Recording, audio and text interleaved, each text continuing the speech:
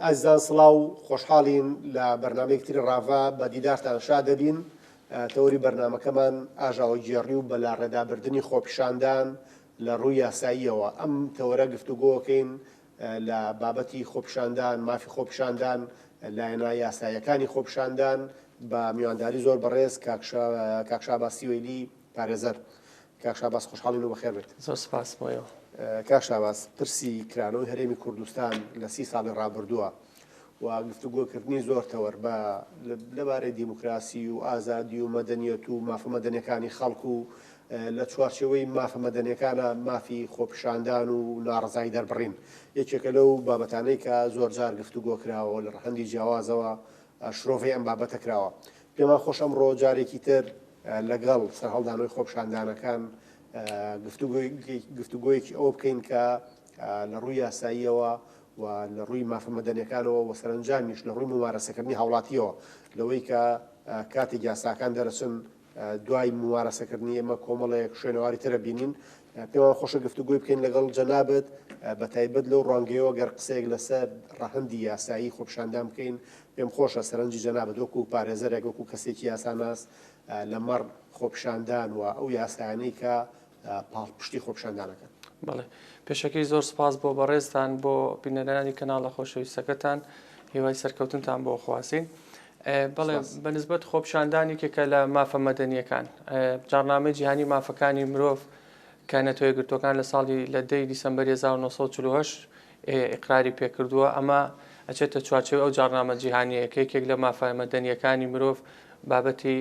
خۆپیشاندانە لە شێوەی گروپی جاجا یاخود لە شێوەی سندیکا و تاقمی سیاسی و یاخود بە هەر شێوەیەک بێ.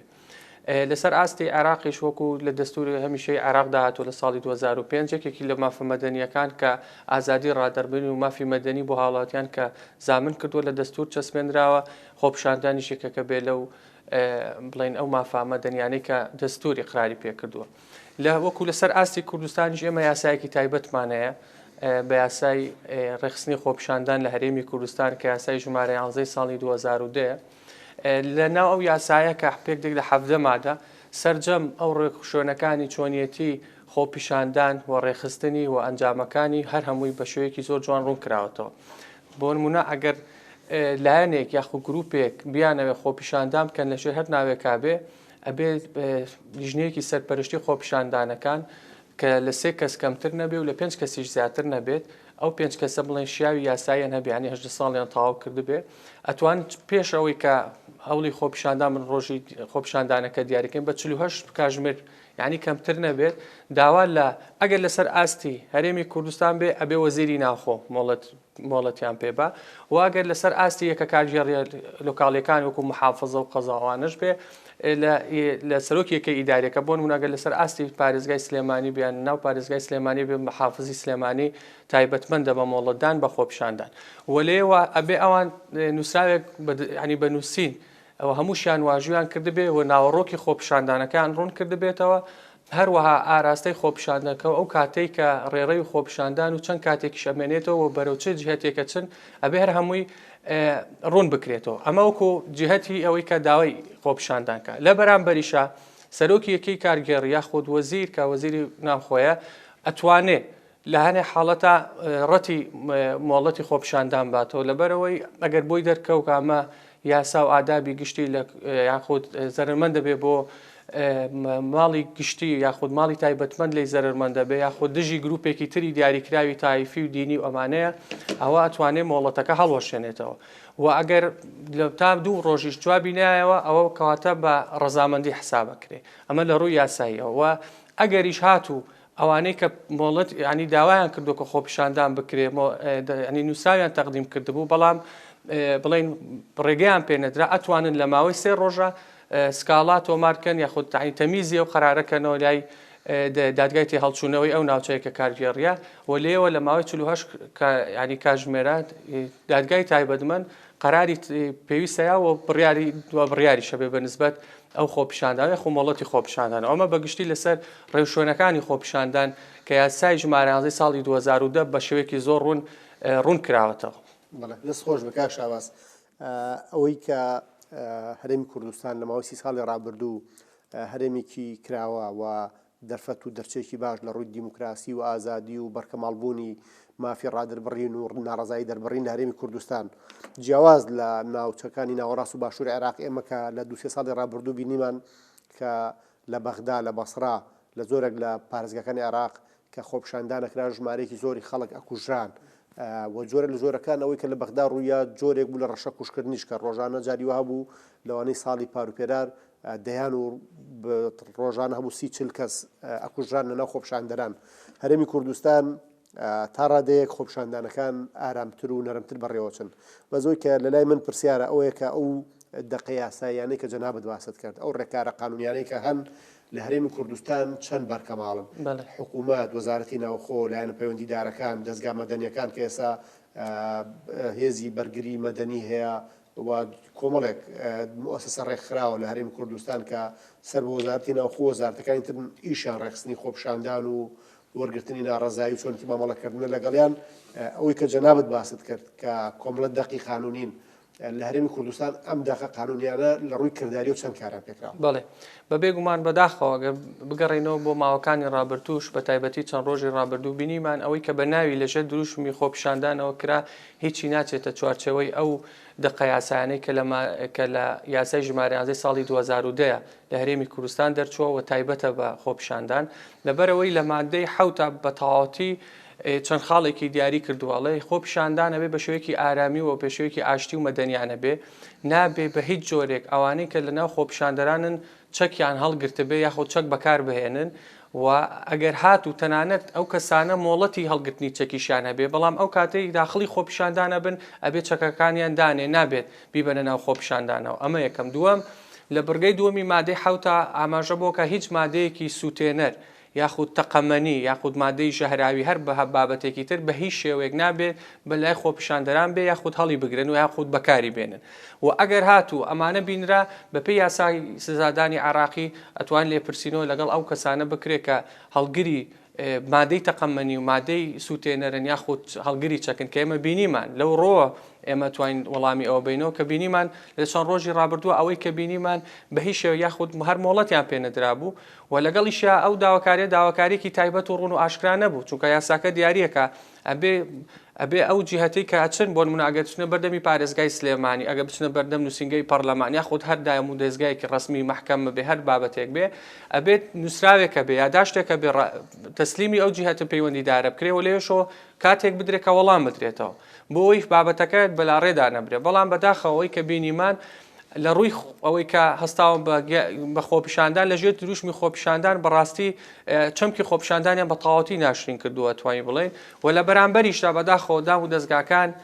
بە تایبەتی ئەوی وەزارەتی ناخۆ یەکە کاریگەڕیانە توانی بڵێن خەمسار بوون لە وەڵامدانەوەی ئەوەی کە لە چوارچەوەی یاساکەدا هاتووە بۆ چونکە ئەوان ئەبێ پارێزەری مافی گشتی و مافی تایبەت بن لە هەرێمی کوردستان ئەوانن ئاسایش و سەقامگیری بۆ ئەو یەکە کارگەڕیانە دابینەکەن بەڵام بە حکمی ئەوەی بەداخەوە لە کوردستانە هەندێک بابەتی سیاسی تەحکومەکان تەنانەت لەسەر دام و دەستگا ڕسمیەکانی ئەمە هۆکارێک بۆ ئەوەی کە بینیومانە لە بەرچاوی برایانی وەزارەتی ناوخۆ لە ئاسایش لە پۆلیسی چالاکە مەدەنیەکان خەڵک بە شێوەیەکی ئاشکرا چەک بەکارەهێنێ خەڵک شوێن ئەسووتێنێ بەڵام هیچ کاردانەوەیەک نابینی ئەمە خۆی مەترسێکی گەورەیە کە لەسەر داهاتووی ینی ئێمە کە بەرەو کۆمەڵگەیەکی مەدەنی بڕۆین چونکە ئەمە خۆی لە خودی خۆی بڵین خۆپیشاندان و ینی هێزی فشاری کە لە ڕووی مەدەنیەوە کرێت لەسەر دەسەڵات ئەو بە شێوەیەکی تاو ئەخاتە ژێر پرسیارەوە کارێکەکە کە وەڵامدانەوەیەکی تونتر لەسەر ئاستی هەم ناوخۆ هەم لەسەر ئاسی دەرەوەش بۆ نوعە کارانە بێتە ئاراوە چونکە ئەمە دەرچووە لە بابەتی خۆپیشاندان ئەمە بینیومانە ینی پەری کێشاوە بۆ تەنانەت دزین و ینی بردننی هەندێک ئەو شوێنانەی کە دام و دەستگای ڕسمی حکوومەت کە لە خزمەتی خاوڵاتیانن تەنانها بە سووتانی بارگە حزبەکان نەوەستاون تەنانەت پارە براوە کە تەنانەت هەندێک دام و دەستگای ڕسمی کە حکوومەت خزمەتی هاوڵاتیانی هەرێمی کوردستانی پێکە سووتێنراوە یاخود شتەکانی لەناو براوە کامە واکە کە ئێمە ینی وا بکەین کە بە تەواوەتی بەرپەرچی ئەو جۆرە کردارانە بینەوە لێرەشەوە ئەرکی دام و دەستگا ڕسمیەکانی حکوومەتە تەنانەت داواکاری گشتی و بەگشتی دادوەرە بەڕێزەکان لەسەر ئەم بابەتانە بەڕاستی بهێنەدەن. ئەمە بیدیمە خەمساردێکمان بینی لە ماوەی ڕابردوو بەداخەوە بەیاننامەی لیژنەی ئەمنی پارێزگای سلێمانیش لەو ڕۆوە بەڕاستی توانین جۆرێک لە خەمساردی پێوە دیار بوو لەبەرەوەی دوای 200 ڕۆژ لەو ڕووداوانە دوای کوشتنی و برینداربوونی ژمارەیەکی زۆر تەنانەت ئێمە بینیمان دوێنێ لە دوکان ئەفسەری پۆلیس بەداخەوە شەهید کراوە لەو ڕووداوانە کە لە هیچ شوێنێکی دنیا لەسەر ئاسی گەورەترین و پێشکەوتترین وڵات لە جیهانە ئەم شتانە ڕێپێدراو نییە. کاکشاباز باسی وت کرد کە ڕێگەپێدان خۆپشاندان بەشێکەوەیەکە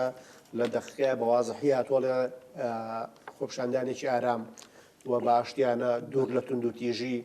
و بەگرتنەپەری ڕێکاری قانونی و ئیلتیزامکردن بە بنەما و پرەنسیپەکانی دیموکراسی و پاراستنی مافی خەڵکەوە. یعنی ئەوەی کە لە هەرێمی کوردستان ئەیبینین و بە تایبەت ئەوەی لەم هەفتەیە گوزەرا هەز ناکەی چەمکی خۆپشاندانی پێناشین کرا لە بەرەوەی کە بۆ نمونە بینیمان لەناو خۆپشاندارەکانەوە چەکدار هەبوو لەناو خۆپشاندەرەکانەوە ئەوەی کە بەڕێزت باسێکێڵەی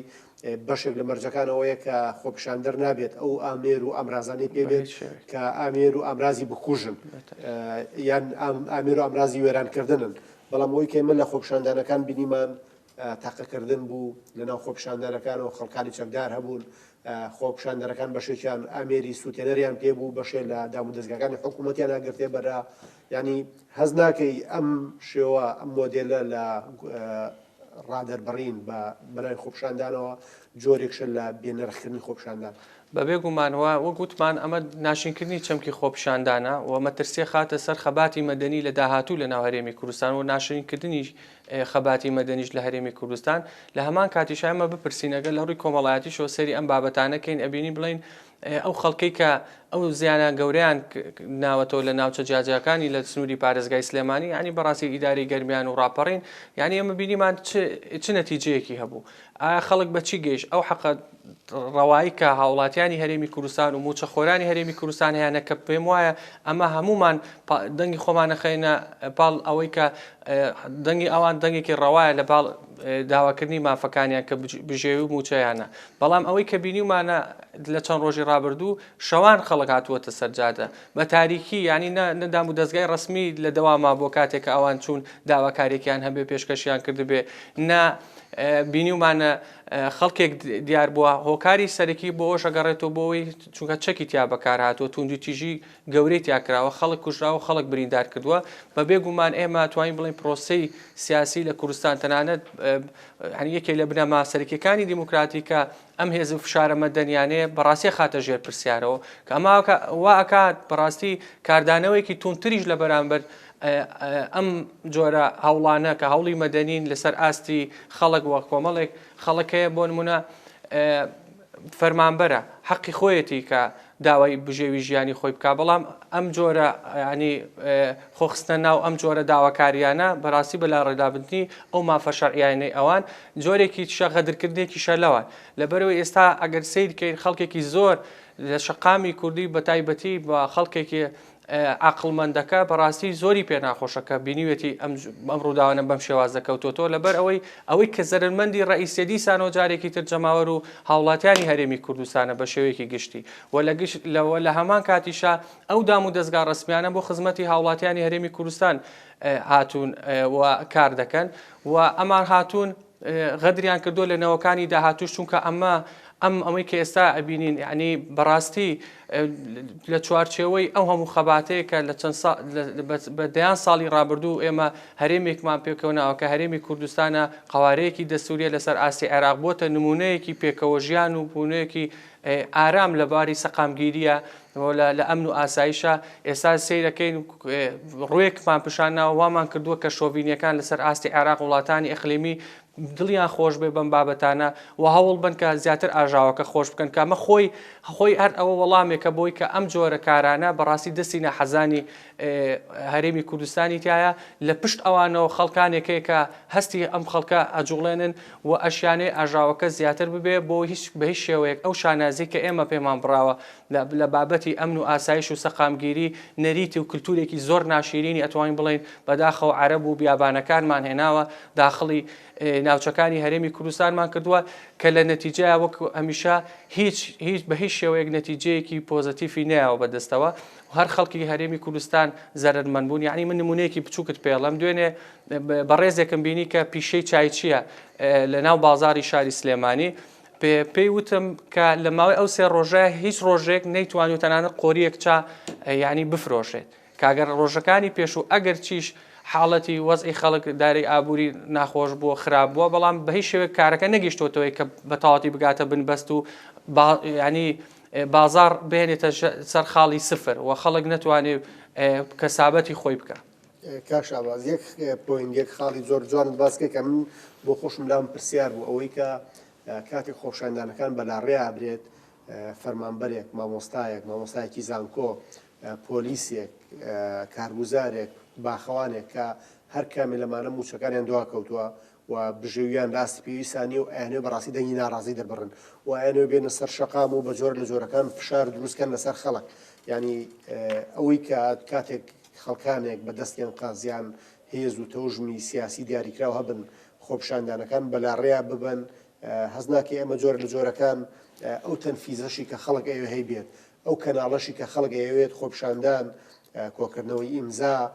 دروستکردنی فشار لەسەر حکوومەت لەسەر یەکەی داریەکان بۆی کە وا بکات ئەو کەسەی کە بۆ نمونە موچەکەی دواکەوتەوە کەسێک کە بژێوەکەی باش نییە ئەو کەسێک کە لە ئاستی خزمەت گوزارێک گشتەکان ڕازی نییە یعنی هەز ناکەی تێکدانی خۆپشاندانەکان دووبارە ئەو دەلاقەیە بەڕووی هاوڵاتیە داخات و لە کۆتاییشا جۆرێک لە ناومێت بوون یعنی کەوتنی متمانە لە نێوان حکوومەت و دەسەڵاتە لە بینی پێکاتەکانی کۆمەلگا بۆ خۆیان کارەساتێکی گەورە ڕوبەڕووی کۆمەلگای کوردی بکاتەوە. بەڵێ بەبێ گومان زەرمەندەکان و ڕەهەندەکانی زۆر جیاوازن لە ئێستاشەوە ئەنجامەکانی ئەو جۆرە زیانانە بە هەر بەناو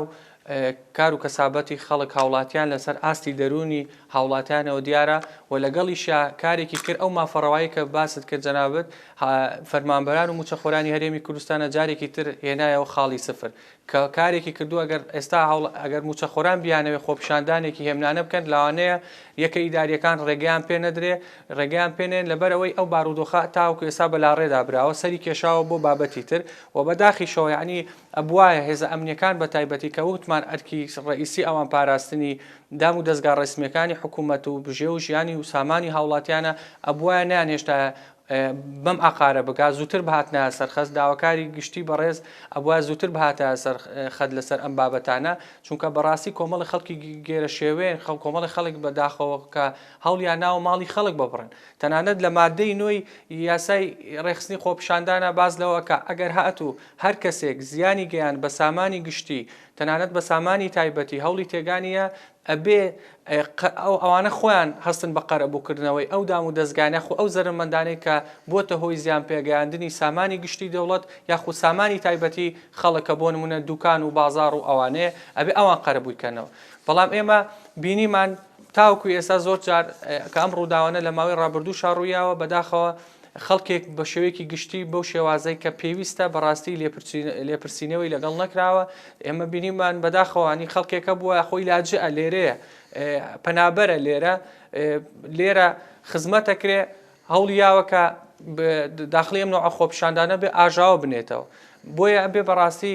دام و دەستگا ڕسمیەکان بە تایبەتی یەکە ئیداریەکان ئەو شێوازەی بە ئێمە زین دەستی حزبەیە لە ناو دام و دەستگاکانە ئەمە شتێکی شاراوە نییە بەڵام لەم کاتانەیە هەمومان بە گیانێکی نەتەوەی بە گیانێکی هەستکردنی و بە گیانێکی نیشتیمان پەروەرانە سەیری ئەم ڕووداوانە بکەین نابێ بهێڵین بەڕاستی لەبەر خاتری چەند شخصێک کە ڕەئیان وایە کە ئەم وڵاتە لەبەر مەساڵحی شخصی هەندێک کەسایەتی سیاسی یاخود هەنێ ئەحزاب یاخود هەنێ دەوڵەتی ئیقلیمی ئەمانە لە بەرژەوندی چووکە دیارە ئەمە هەر لە بەرژەوندی ئەوانەوە بووە ناکرێ ئێمە کەسانی ئێمە فەرمانبەرانی بەڕێزی ئێمە بەو شێوازە تەعامل بکەن لەگەڵ ئەم جۆرە ڕووداوانە بەڵکو بێ بە ئەرکی ڕئیسی خۆیان هەستن کە پاراستنی دام و دەستگای ڕسمی کوردستان و تەنانەت قەوارەی سیاسی و دەستوری هەرێمی کوردستانە بەڵام ئەمەمان بینی لەم چەند ڕۆژە بەداخەوە هێزە ئەمنیەکان بەتوانین بڵێن بە شێوەیەک تەنانەت هەندێکیان زۆر جابوون بە بەشێک لەو ئاژاوەی کە بینیمان لەسەر ئاستیەکە کاتژێڕەکان لە ناوچەکانی دەرەوەی سنووری سلێمانیش ڕۆیا وەکو وەکو پێنجوێن بە تایبەتی وەکو هەڵەبجا وەکو ئیدارەی ڕاپەڕین بینیمان چەند ڕووداوێکمان لەوانە بینی کە بەداخەوە تەنانەت هێزی ئەمنی تێوەگلاون لەو گێرە شێوێنیانی کە ڕوویانە لەم چەند ڕۆژە ئەمە بەڕاستی زەنگێکی مەترسیدارە چونکە وەک گوتم ئێمە بە درێژایی چەند ساڵی ڕابردوو شانازیمان کردووە بەوەی کە ئەمن و ئاسایش لە هەرێمی کوردستان بەرقەرار بووەوە تەنانەت ئەمە لەگەڵ نوێنەرانی وڵاتانی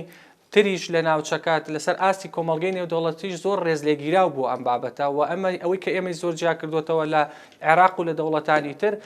بابەتی بە دەرەجەی یەکەم سەقامگیری و پێکەوە ژیان و ژیانی ئاسایی بووە کە ئێستا بەڕاستی ئەو بابەتەش چۆتە ژێر خەتەریاتەوە وای لێ هاتووە ینی خەڵک هەر چۆنێک بێت چەند کەسێکی کەم بیانەوێ ئاژاوەیەک لە شوێنێ دروست بکەن یعنی حکوومەت و دام و دەستگای ڕسمی بەڕاستی بە ئەرکی خۆی هەڵنەستێ بۆیە من پێم وایە بەڕاستی ئەبێت ئێمە